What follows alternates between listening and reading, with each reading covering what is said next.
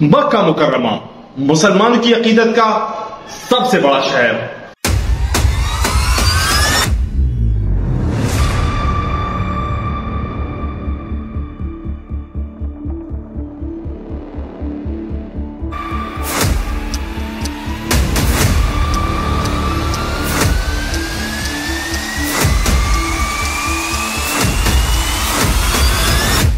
Nineteen 20 نومبر جب باغیوں نے خانہ کعبہ پر اٹیک کیا.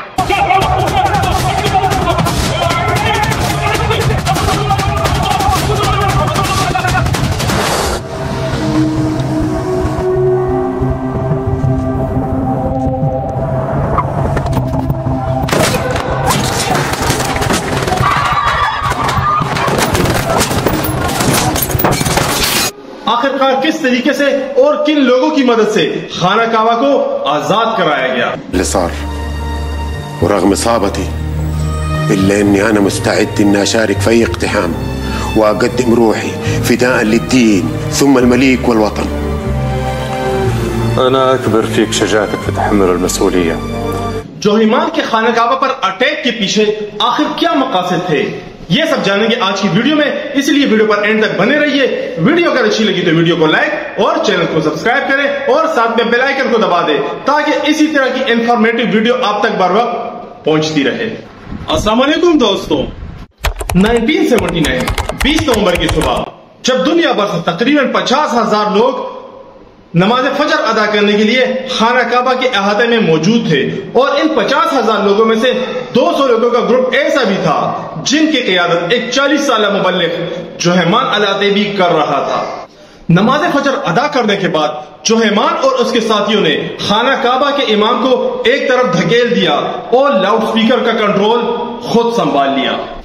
یہ باغیوں کو گروپ اپنے ساتھ چند تابوت بھی لایا تھا جن کا مقصد صرف یہ ظاہر کرنا تھا کہ وہاں پر موجود عملے یا سیکیورٹی کو یہ ظاہر کیا جا سکے کہ نماز فجر ادا کرنے کے بعد ان تابوتوں میں پڑی میتوں کی نماز جنازہ کی جائے. لاؤڈ سپیکر پر جب کنٹرول کرنے کے بعد یہ تابوت کھولے گئے تو ان میں بھاری بھرکم اسلحہ موجود تھا اور جلد ہی وہ اسلحہ جوہیمان اور اس کے ساتھیوں میں تقسیم کر دیا گیا. لاؤڈ سپیکر پر قبضہ کرنے کے بعد ایک شخص نے ایک تحریری خطبہ پڑھنا شروع کیا اور یہ اعلان کیا کہ امت مسلمہ جس امام مہدی کا منتظر تھی وہ آ چکے ہیں جو کہ اب ظلم اور جبر کا خاتمہ کر کے عدل اور انصاف پر مبنی حکومت قائم کریں گے. یہ اعلان مسجد الحرام میں موجود زائرین کے لیے انتہائی غیر معمولی تھا. اسلامی تاریخ کے حوالے کے مطابق جس امام مہدی کی اس دنیا میں آنے کی بشارت دی گئی ہے ان کے بارے میں روایت یہ ہے کہ ان کا ظہور قرب قیامت ہوگا یعنی قیامت کے قریب ہوگا اور امام مہدی کے آنے کے بعد ظلم کا خاتمہ ہو جائے گا اور سچ غالب ہو جائے گا. لاؤڈ سپیکر کے ذریعے یہ خطبہ دینے والے شخص کا نام خالد الایامی تھا جو کہ جوہیمان العتیبی کا پیروکار تھا. انہوں نے لاؤڈ سپیکر کے ذریعے مزید یہ بھی بتایا کہ ایسی بہت سی نشانیاں پوری ہو چکی ہیں جو کہ اسلامی روایات کے مطابق مہدی کے ظہور سے قبل رونما ہونی تھی. انہوں نے یہ بھی بتایا کہ جس امام مہدی کا امت مسلمہ انتظار کر رہی تھی وہ آ چکے ہیں اور ان کا نام محمد بن عبداللہ الحقانی ہے. اس کے بعد جوہیمان العتیبی نے اپنا اعلان شروع کرتے ہوئے کہا کہ بھائیوں الرٹ رہو.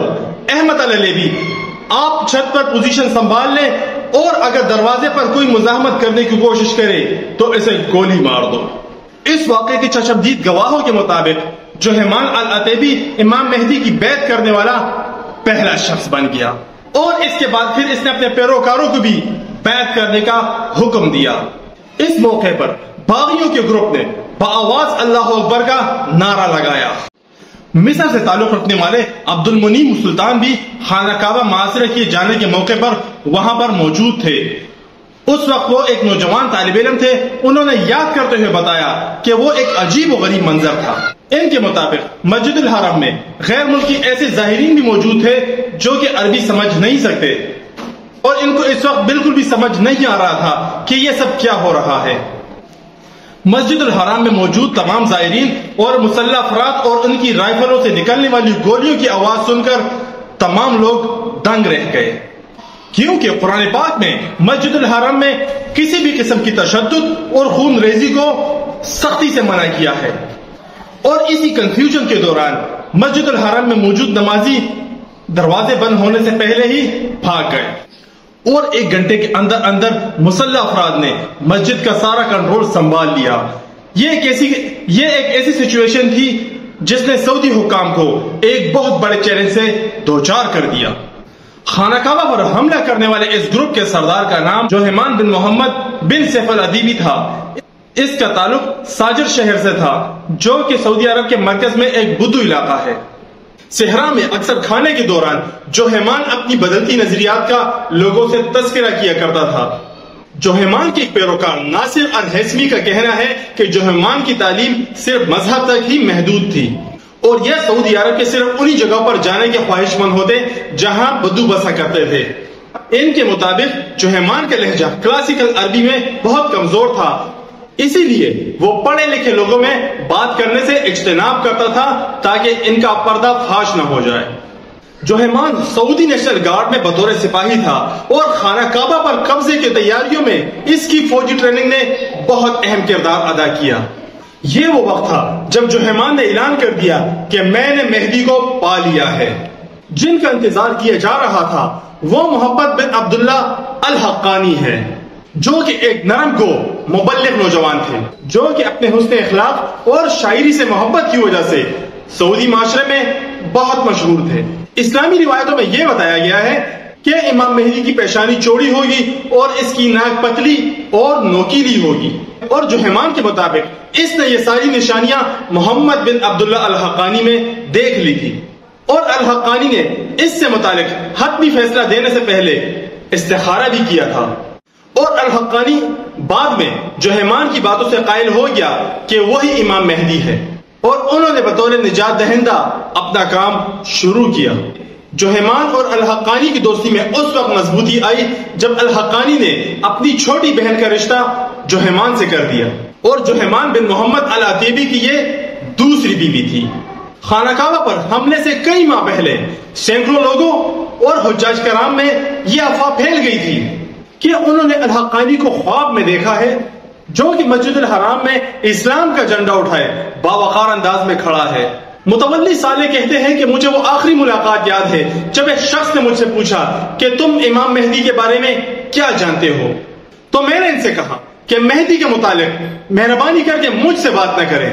تو ان میں سے ایک شخص نے بولا کہ تم ایک گونگے شیطان ہو، البتہ میرا بھائی محمد بن عبداللہ الحقانی امام مہدی ہے۔ چونکہ سعودی پولیس کو اس معاملے کی گہرائی کا احساس نہیں تھا تو اس نے 2 سیکیورٹی گاڑیاں جائے وقوع پر بھیج دی۔ جیسے ہی پولیس کی یہ گاڑیاں حرم شریف کے قریب پہنچی تو باغیوں نے ان پر اندھادھند فائر کر دی۔ اس فائرنگ سے اس بات کا تو اندازہ ہو گیا کہ محاصرہ کرنے والے گروپ نے اس طرح کی منصوبہ بندی کر رہی ہے کہ ان کو آسانی سے منتشر نہیں کیا جا سکتا۔ عبد المنیم سلطان کا کہنا ہے کہ جھڑپیں محاصرے کے دوسرے دن دوپہر کے وقت شروع ہوئی۔ ان کا مزید یہ بھی کہنا ہے کہ میں نے توپ کے گولوں کو میناروں کی طرف جاتے ہوئے دیکھا، اور انہوں نے یہ بھی کہا کہ میں نے مسلسل ہیلی کاپٹر کو ہوا میں منڈلاتے ہوئے دیکھا، اور میں نے جنگی جہازوں کو بھی دیکھا۔ مسجد الحرام ایک بہت بڑی مسجد تھی، اس میں سینکڑوں افراد کے لیے ایک بہت بڑی راہداری تھی۔ اس وقت یہ عمارت 2 منزلہ تھی، اور محاصرے کے 2 دنوں بعد سعودی افواج نے حرم کے داخلی راستوں پر دوبارہ کنٹرول پانے کے لیے حملے شروع کر دیے، لیکن جوہیمان اور ان کے ساتھی دوبارہ سعودی حملوں کو پسپا کر گئے، باوجود اس کے کہ جوہیمان کے پاس اسلحہ بھی ختم ہو رہا تھا اور اس کے ساتھی بھی کم ہو رہے تھے۔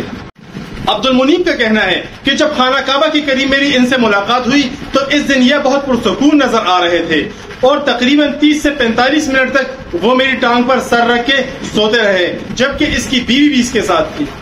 جوہیمان کے پیروکاروں نے قالینوں اور ربڑ کے ٹائروں کو آگ لگا دی تاکہ دھوئیں کے بادل ہوا میں اٹھیں، اور پھر انہوں نے ستونوں کے پیچھے پناہ لے لی۔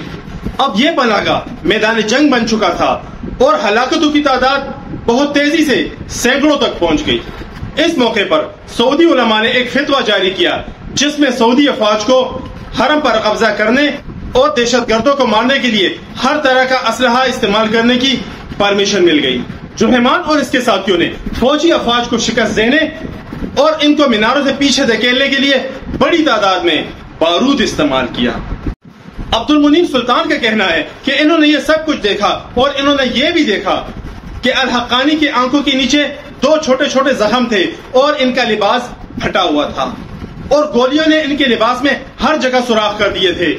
اس موقع کے ایک اور گواہ جو اپنا نام نہیں بتانا چاہتے تھے، انہوں نے یہ بتایا کہ لوگوں نے چیخیں مارنا شروع کر دی کہ الحقانی زخمی ہو گئے اور کچھ لوگوں نے بھاگتے ہوئے الحقانی کو بچانے کی کوشش کی، لیکن مسلسل گولیوں کی بھرمار نے لوگوں کو پیچھے دھکیل دیا اور الحقانی کو مار دیا گیا۔